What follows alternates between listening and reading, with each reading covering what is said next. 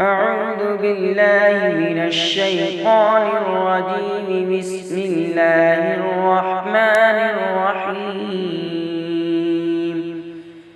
يسبح لله ما في السماوات وما في الأرض، الملك القدوس العزيز الحكيم. هو الذي بعث في الأميين رسولا منهم يتلو عليهم آياته ويزكيهم ويعلمهم الكتاب والحكمة وإن كانوا من قبل لفي ضلال مبين. وآخرين منهم لما يلحقوا بهم وهو العزيز الحكيم. ذلك فضل الله يؤتيه من يشاء والله ذو الفضل العظيم.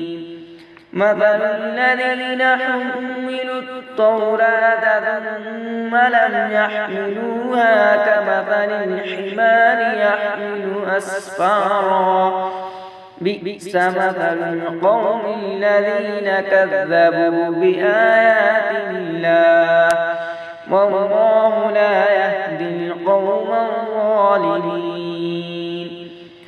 قل يا أيها الذين هادوا إن زعمتم أنكم أولياء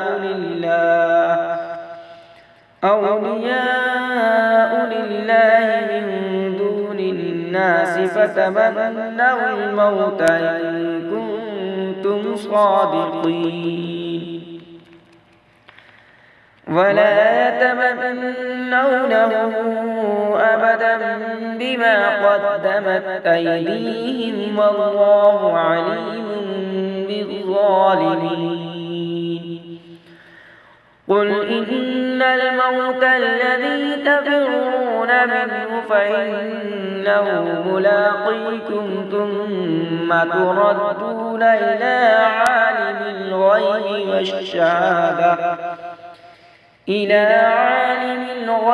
والشهادة فينبئكم بما كنتم تعملون. يا أيها الذين آمنوا إذا نودي للصلاة من يوم الجمعة فاسعوا إلى ذكر الله وذروا البيع، ذلكم خير لكم إن كنتم تعلمون. فإذا قضيت الصلاة فانتشروا في الأرض وابتغوا من فضل الله واذكروا الله كثيرا لعلكم تفلحون. وإذا رأوا تجارة أو لهوا انفضوا إليها وتركوك قائما. قل ما عند الله خير من اللهو ومن التجارة والله خير الرازقين. صدق الله العظيم.